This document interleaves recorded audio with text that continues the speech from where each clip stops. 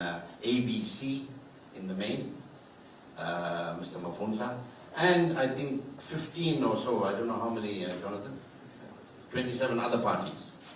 27 other parties who have a single seat. Many of them have a single seat. Now, what our responsibility will be is, as the parties that are here and with those parties, we need to start talking to each other. And to say, can we now come together in ensuring that we can give the citizens of Durban better, we can serve them better. And in politics, 24 hours is a long time. So anything could happen post-Ward 99. But I think it will be a very, very strong signal that we have arrived.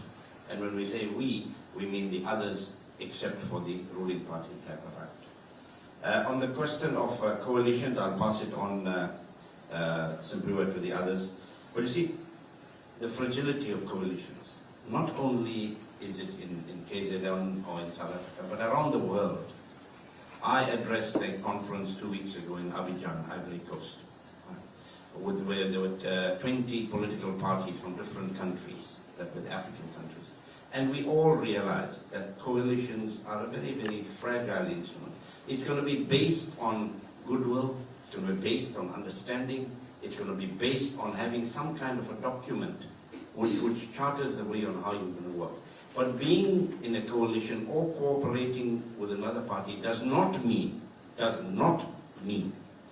we have to agree on everything. Does not mean. There will be fundamental things that we may not agree on. And we must park that aside and try and find each other. But what we need to agree on is that the citizens of that municipality or that province or the country must benefit from this coming together. So it's not we have to agree on everything else. Thank you. So, I think it's important to remember how we've got to where we are today. The national leadership of both parties met in Durban last month. We established a technical task team that now meets regularly to discuss some of the issues that we have in local governments across the province.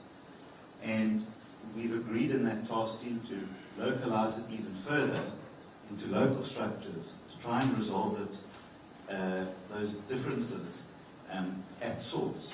So not everything ends up at our doorstep.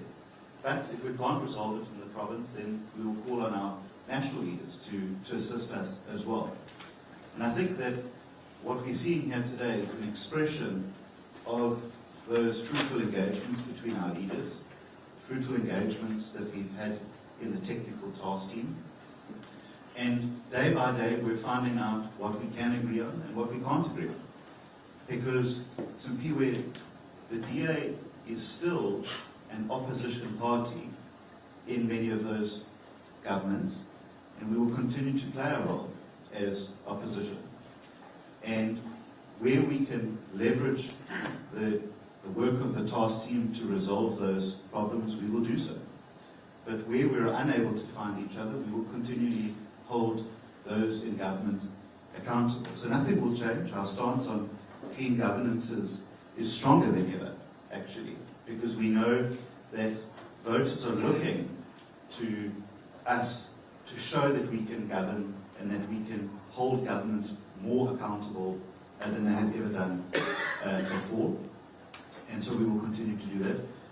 I think that when, hopefully, if the results come out in Ward 99, I think there's going to be some serious questions being asked of the man and his ability to actually deliver in the city. The city is falling apart, and there's only one party that's responsible for that, for the ANC. So we are saying to voters in Ward 99, let's unite and let's beat the ANC. There will only be two horses in this race. You can't bet on a horse that's not running. So you must choose which horse you want to bet on. And that is the decision for the voters to make. It's not the decision for other political parties to make. Voters must make that decision, and hopefully they make the right decision. But we don't want to talk about coalitions. because you can't talk about a penalty shootout until you've played the 90 minutes. So let's, and that's an apt analogy for the World Cup, but let's see what happens. And already some of those other smaller parties are calling us and saying, hey, we want to be a part of what you guys are doing in eThekwini. We want to be a part of what the DA and the IFP are doing. How do we come on board? So some of Kaunda's friends and Mavunda's friends are going to be ditching him very, very soon. Okay, any further questions at this point? News from Africa? Well, what I actually thought is important to mention is that the arrangement between the DA and IFP for Ward 99 does not prevent other political parties, other opposition parties to contest the ward in their own. Like the AFF is contesting in that ward. But we thought after our analysis, our numbers being brought together can overcome to actually enable us to fix what is wrong in that ward, which is Ward 99. I thought this was important to also mention. News from Africa, followed by News 24. Thank you. It's Kadringa from News from Africa. Just two questions from my side. The idea to form coalition parties, we saw that for the eThekwini Metro, but at the last minute, we saw the ABC and ANC join forces. What assurance does both the D and IFP have that this is not going to happen again? Have you spoken to smaller parties? Can you tell us which ones? And do you think, seeing from the sort of disagreements between Philani Mavundla and Thabisi Kaunda that we're currently seeing, even flesh out in the open, do you think that you can use that to get the ABC on your side? Are you sure you will? We won't see this at the last minute? If you are going to try and get into leadership, we have a major issue of political killings right now. That's why the Ward 99 Council isn't there. Are you concerned about this? And then finally, could we see on a national level, since these talks are happening, the DA and IFP even joining as one party at the 2024 election? Is that something that you guys are thinking about? Thank you. Hi, Kabil from News 24. Now, I just want to know, in terms of also just touching on the violence in Ward 99, that the IFP has said that it's experienced. Since that sort of incident, have you had any difficulties going into that ward and campaigning? You did mention that it was almost impossible to do that at one point. And yeah, just do you envisage any difficulties going forward with that violence in that area? Okay. Let's just do those two because I'm coming back to Vuma and then we'll come to you. Thank you very much, Karinda, News from Africa. You see, our objective at this moment in time is to win Ward 99, is to take it away from the ANC. And that, we believe, is going to send a strong signal and send jitters down the spine of those in power, that with an extra seat that is taken away from, with a seat taken away from them, it could alter the dynamics in eThekwini. I don't think any of us have entered into any discussions with any of the parties in eThekwini at this moment in time. But it's always good to enter any discussion from a position of strength. And this is what we are doing. We are strengthening ourselves so that when we win, we can go there from a position of strength and say, now we've taken a ward. If there are more by-elections in this ward, watch this space. We're going to take more councillors away from the ANC. So it's a starting point. It's a point of departure. Ward 99 is a point of departure for us. DA-IFP, one party, national leadership must answer that. As far as I know, being in the IFP for as many 30, 35 years or so now, member, the IFP has always maintained that our identity must be foremost. We are a party founded by Prince Buthelezi 47 years ago, and we've got a brand, and that brand is him. And even if we cooperate with other parties, I can't see us merging with other parties. There will be cooperation but not co-option. But you can ask that of our national leadership when you meet them the next time. And then violence in Ward 99, it is a matter of concern. Because when we read about the circumstances under which the last councillor was killed, it does send shivers down one's spine. When two policemen stationed at the Ankomas police station are allegedly behind the killing. They appeared in court, and that doesn't augur well. And the big thing in that area, we had on one occasion, and our general has just walked out, Ndungosi, he's heading our campaign. We had an occasion once in one of the VDs where ANC supporters threatened IFP supporters. They took a T-shirt of the prince, put it on the ground and stamped on it. We've reported that matter to the IEC and to the police. We have a case open. We hope that that was the end of that kind of violent reaction from the ANC. So, but we are on our guard moving forward, just to make sure that we are prepared if such thing takes place.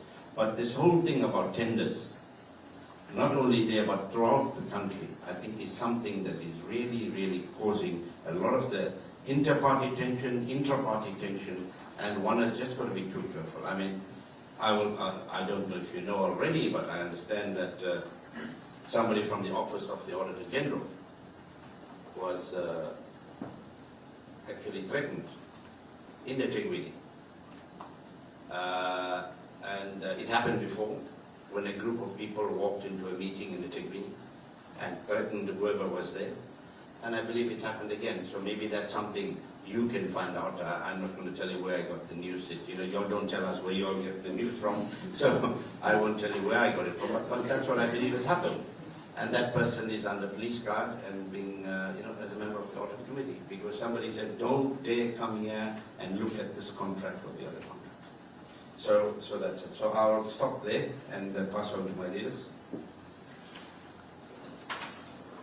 So I think the exciting thing about Ward 99 is, as I said, what it does in eThekwini. So the DA and IFP are the second and third largest party in the municipality. We hold 4 out of the 10 executive seats in EXCO. EXCO runs the city. And smaller parties are naturally gravitating towards those that want to unite the opposition. And that's what the DA and the IFP want to do also in eThekwini, is unite the opposition. The reason why eThekwini is in the state that it's in is because the opposition has fractured. There are 27 one-man parties in eThekwini. It's unsustainable. The only person who benefits from that at the end of the day is the ANC.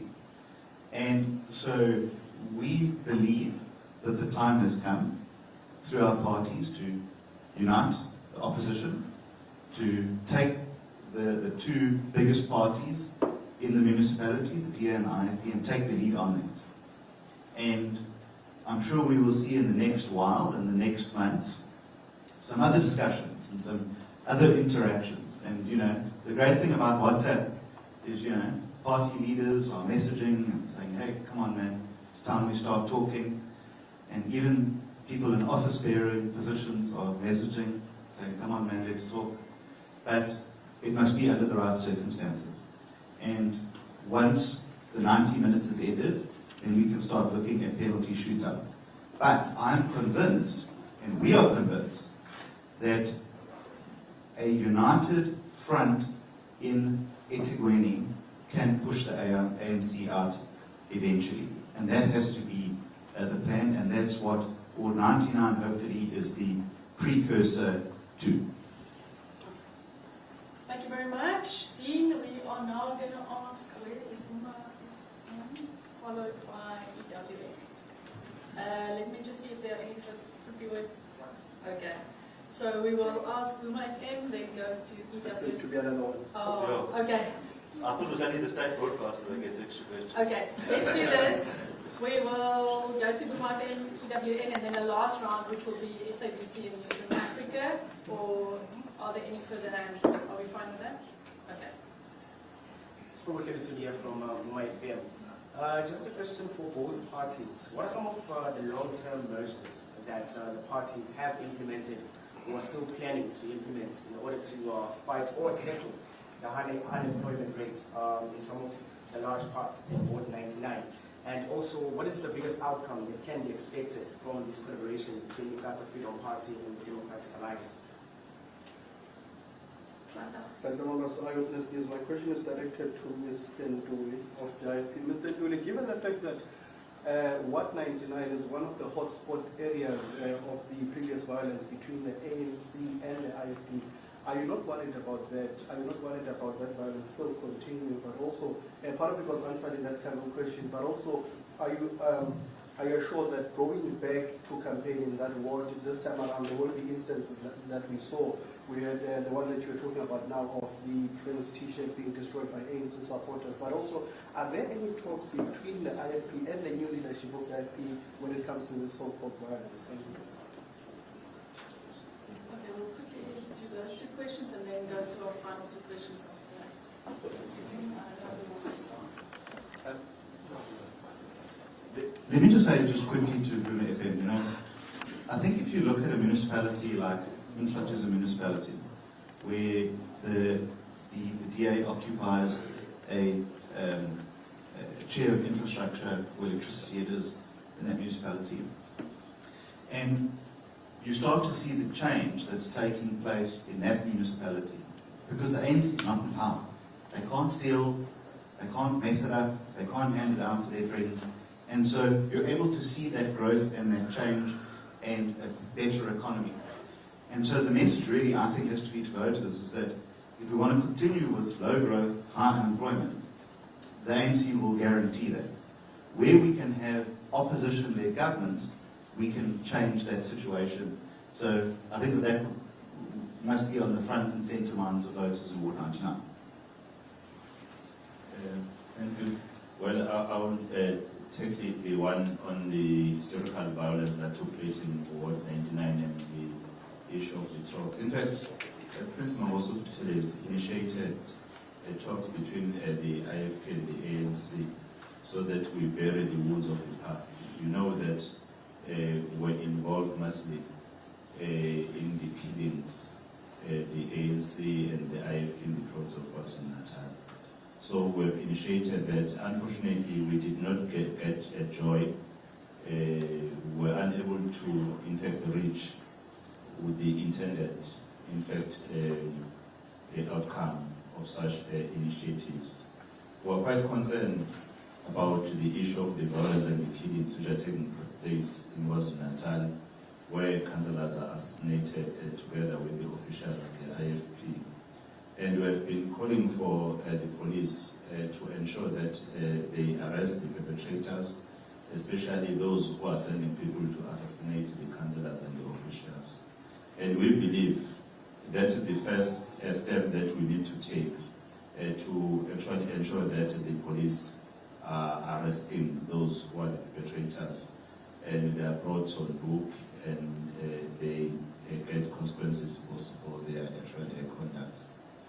And well, for what happened in Ward 99, and we thought it's the right approach as the IFP to actually report to the police and to the IEC, because they are the organs that can assist to try and correct whatever prospects which seems to be inciting any kind of the violence. IFP is a peaceful party, and what we started with the DA, at a long term, especially here in Etegwini, if the opposition parties can regroup again to say the numbers have been strengthened, if the outcomes would be positive for the IFP, and then now we can take over Etegwini. And it's an important journey, as I mentioned, that we know that in 2024 there will be provincial and national government elections. It might be necessary that if ever there will be no party that will win outrightly, there will be a need. And already we have started the journey which we believe as the IFP is quite very important where the oppositions are coming together so that we fix what is wrong in the province of KwaZulu-Natal. In particular here at eThekwini, we were adamant that unless the opposition can come together, it will be not easy for now to fix what is troubling the residents of eThekwini. Thank you very much. What is being described as violence in Ward 99, I think is possibly taken a bit too far. What I would say, although the behavior of those people are unacceptable, it was over-enthusiastic supporters of one political party trying to dominate in that particular VD. So the violence that you refer to is violence in the late 80s, early 90s.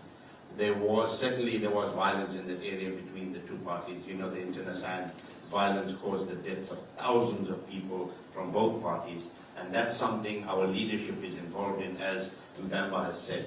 We are trying to get to the bottom of that and trying to say, as Prince Buthelezi and ANC leaders, that we must bury that past. We must look at it, and we must encourage our supporters to move forward in a spirit of peace and reconciliation. So those were over-enthusiastic supporters of the ANC. That behavior is unacceptable because it goes against the grain of what the electoral laws say. So other than that, there hasn't been any tension or violence, any acts of violence between political parties per se. There could have been inter-party tensions. With regard to what we're going to do in Ward 99, see, Ward 99 has a voting population of over 15,000. And just one ward. It's got 10 VDs. And when I took my provincial chairperson on a drive the other day, just a quick drive through the area, he said, well, this ward is half the size of some of the municipalities that we have in the province. It's a very diverse ward, diverse economic backgrounds, cultures, but there hasn't been opportunities given by the ruling party to everybody that resides in that area. There are those that have been sidelined in terms of development, in terms of job opportunities. And we would like to say, with the vision that we want to put forward for Ward 99, that charity must begin at home. As far as is possible, if there are any opportunities for jobs, it must be given to people who reside within that ward, unless we don't have the requisite skills to be able to carry out that particular task. There's a project of, I think it's 8 to 10 billion rand that's on the go by Mgeni Water in the area. And we've been told that eThekwini wants to relaunch this project on the 26th of November. Now we just see this as an election ploy. We see this as them going, the mayor and others going to the people and say, oh, we're going to give you jobs. Project has been on the go for a year or so. It stopped because of certain interventions by certain people who didn't get jobs. It just stalled, almost stalled. So we want to put together a vision for that ward that will incorporate the wishes of every single person in the 10 voting districts. Which brings me, Mpamba, to the issue of ward committees. I've always criticized ward committees that get elected when the people that get elected are from one particular VD. Ward committees must have representation from every single VD voting district, because then the aspirations of those communities, whether they are a VD with 1,000 people or 3,000 people, you hear them and then you work from there. So that's something that we would like to do moving forward as well. Thank you very much. Okay, last two questions. Corinda, are you fine? Partly covered with the question between 24 elections, but I just want to get one last clarity from Mr. Mufesa, if you allow me. By the time I leave this room, I just want to be 100% sure of what you're saying. Are you saying that the DA that you are going to be telling your supporters in Ward 99 to vote for the IFP, or you're just pulling out from the list and allowing them to make the call? Thank you. Woolworths does not tell its customers to buy avocados from Pick n Pay. What we are saying, you have two horses to back. It's up to you to make that choice. I think it would be wrong for political parties to instruct people how to vote. They are free agents to vote how they wish. We just want to give the voters, which include our supporters, the best opportunity to get rid of the ANC.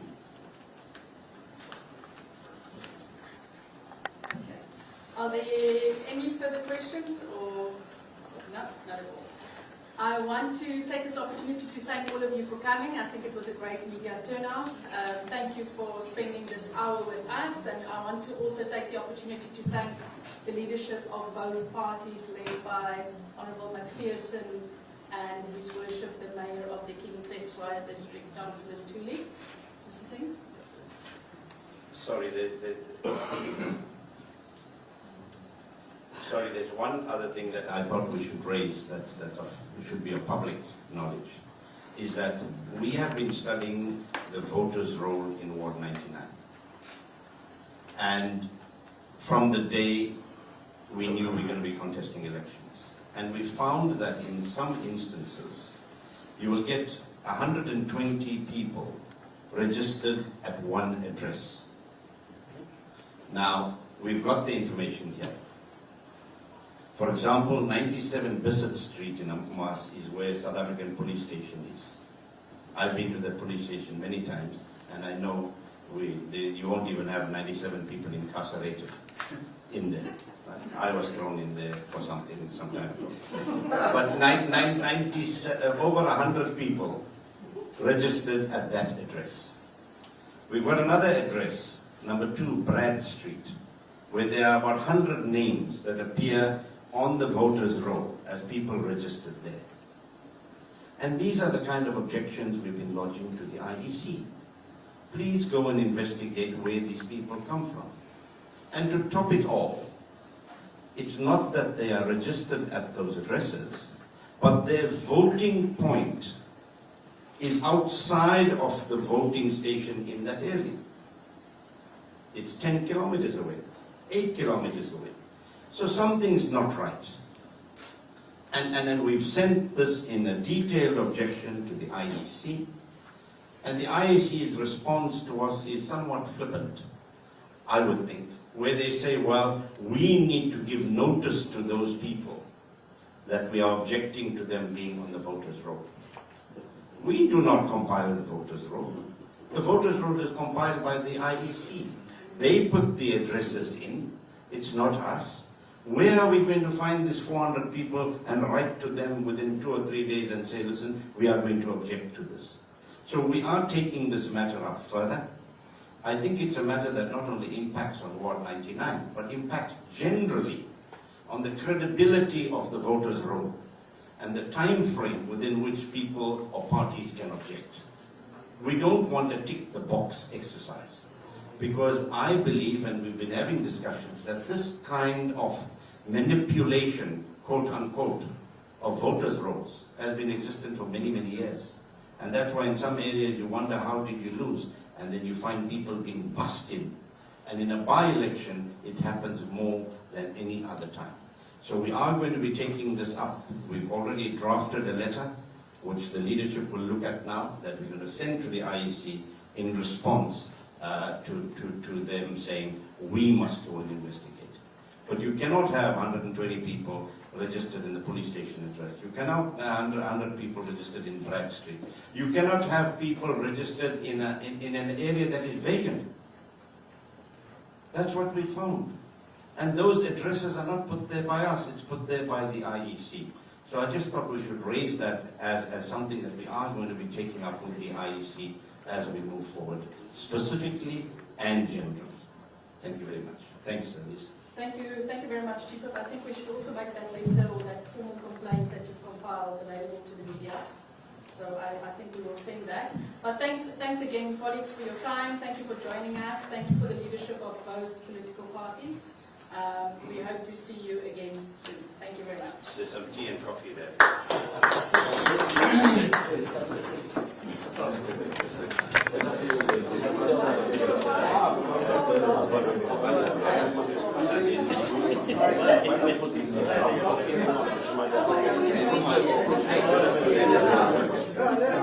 When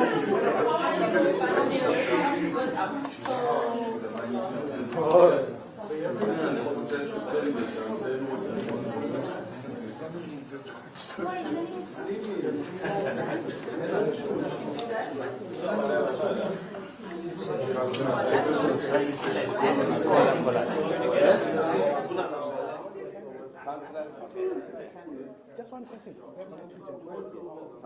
Today, the KZN government called a press conference where they are observing the first 100 days of the new administration. Present within that setting is the Director General, Dr. Unveil, who was arrested. What is your take on the DG and the fact that she was arrested as well? What's your take? I'll take it. Let the mayor stand here. And I'll let my provincial spokesperson will take it as well. Okay. Come, Dino. No, I won't stand in the picture with the candidate here.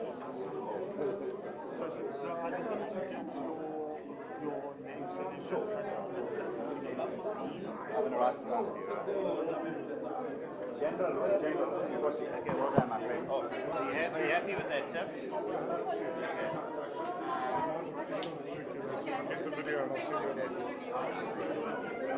Right, you're not in the middle. Let's short.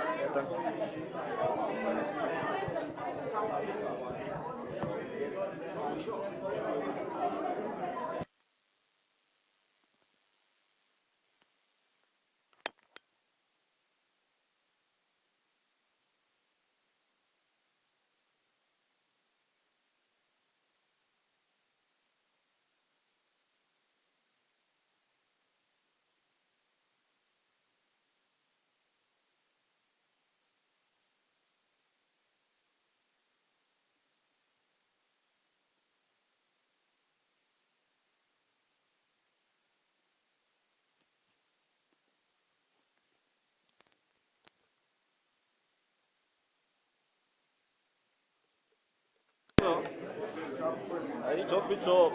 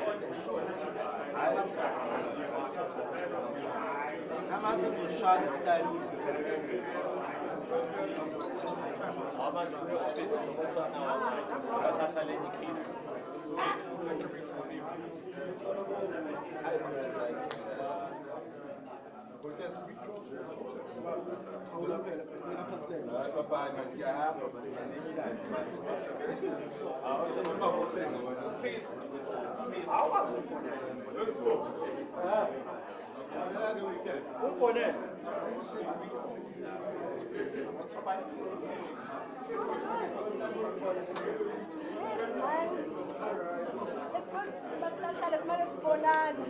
Hey, you need to go pineapple. That's why I'm so